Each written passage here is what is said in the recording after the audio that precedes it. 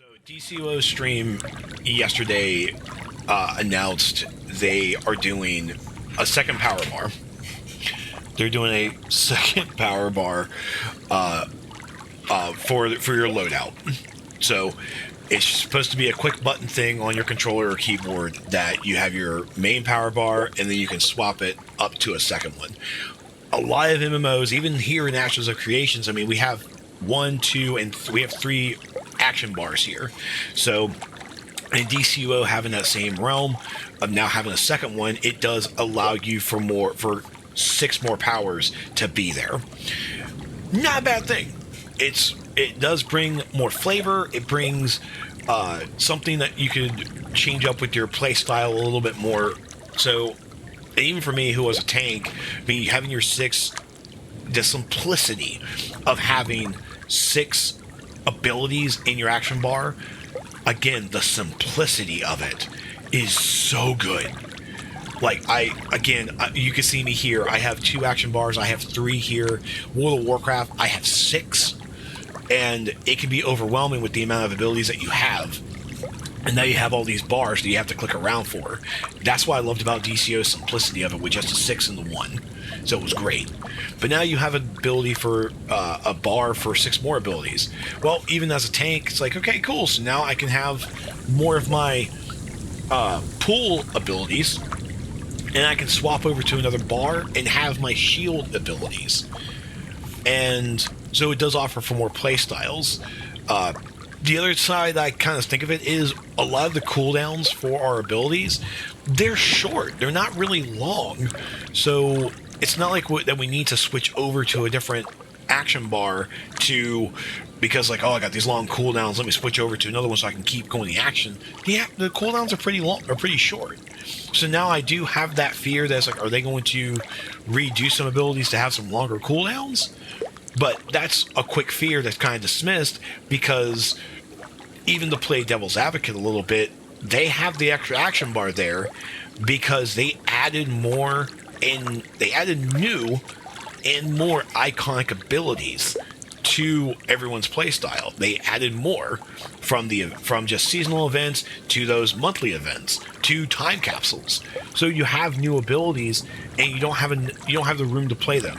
Now, true, you don't need to have all of them.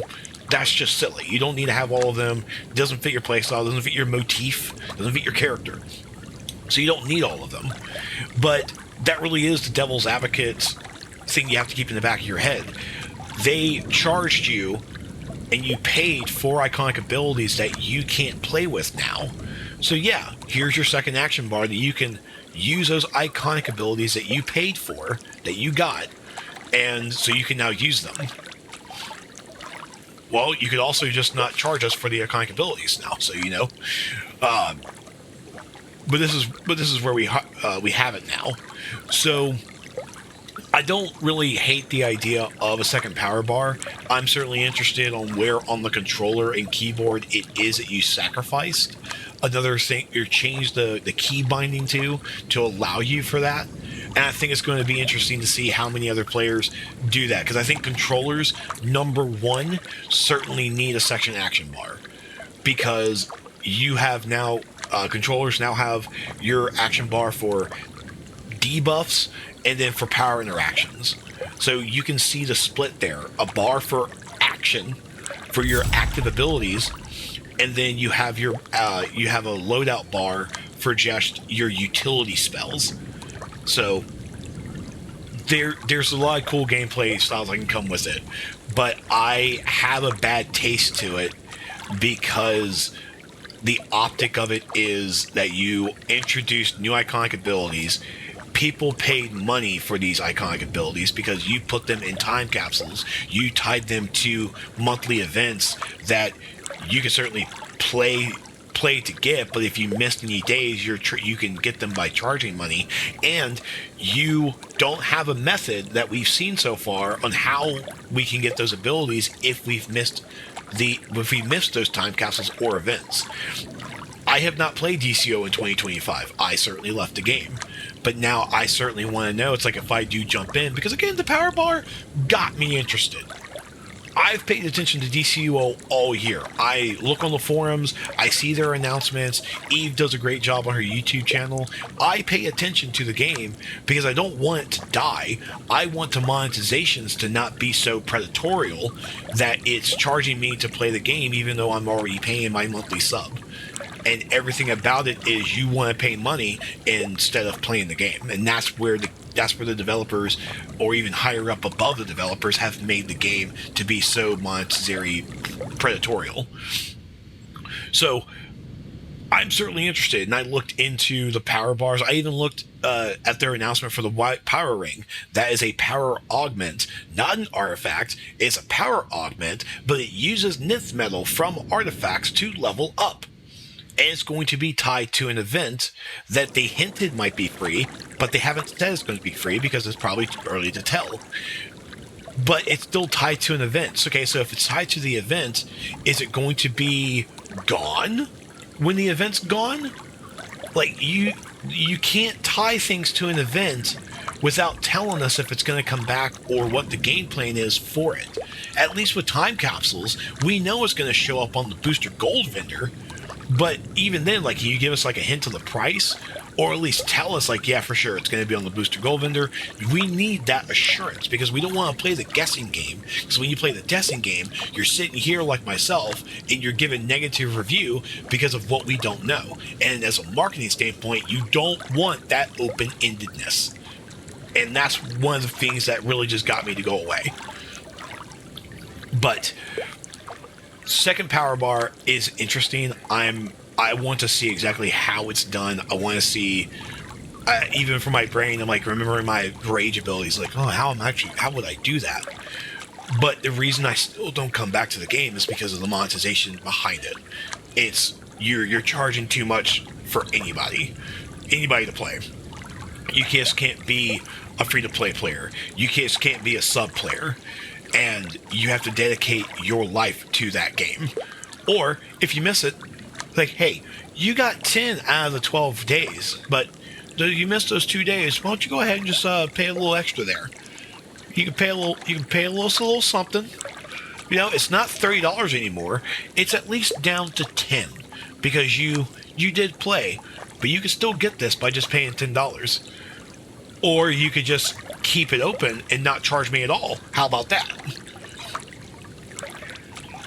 But let's see here. Yeah, I haven't used any of my iconic ability loadouts for now for DCO. It's so crazy now I haven't looked up any. Where are the iconic abilities found? They are part of seasonal events, like, you know, summer, spring. They brought out some new ones there. But they've also tied them to the collections inside of time capsules. They've tied them to the monthly events where you I forgot the actual terminology that they use for it, but you just pay all you do is just regularly play the game. You regularly play the game, and you just have these extra missions for certain episodes that you just have to play. You just complete the missions, and when you complete the missions, you get the reward at the end, and a lot of those are an iconic ability. So, like, the one headache that we had in DCUO, it was events on top of events on top of events. It was every month there was an event. It's like there's nothing slowing us down because the episodes are beating them within a day, and then it was like, hey, what are players going to do outside of that? Oh, well, we have these seasonal events. And it's like, well, the seasonal events are old. Okay, well, why don't we do these, like, episodic little events that they could do? It's like, okay, that's fills in more of the time and there's definitely rewards for that. But it's such a artificial way to force players to stay in your game because of how the game is made and is built that there's no reason to be in the game every single day outside of this event that has a dollar tag to it, and the only way that you can get this reward without spending any money is to be in the game every single day. That is so... It really is just, like, I have a life. You know, I want to come over here and play Ashes. I want to go over here and play WoW. You really are punished if you don't play this DCUO game every day because you're missing out on this event, and if you miss out on the event, you miss out on getting it the free way, and the only way you can get it now is if you pay for it. And it's like, do you not have an active marketplace to make money? You have $100 Wolfpack artifact thing to copy an artifact from one character to another. You have $100 item on your marketplace, and you still have the audacity to charge everything. So, and I realized that I definitely run into a rambling outside the power bar thing. I do apologize. It just hits that hard. I like the idea of the power bar. I want to see how it's used.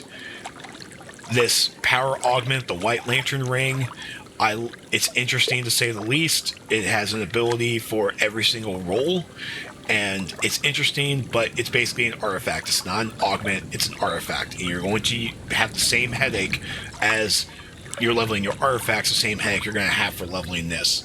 And the best way that you're going to get over that is going to be the monetization. You really can, and I'm sorry that I cannot separate DCUO from its monetization practices, because there's no way to do so. You speak about DCUO, you speak about how the gameplay is, you speak about the features, but you always come back to the monetization behind it. And if the monetization from these events is what got everybody funding to have these new features and everything, congratulations. I don't want the game to fail, but this just does not work. On your panel, there is a dog. Can you get a pet? Oh, there's no pets in the game yet. And sorry, these are dead carcasses that I picked up because I was hunting. But before I drop off, get back into this before the DCO thing.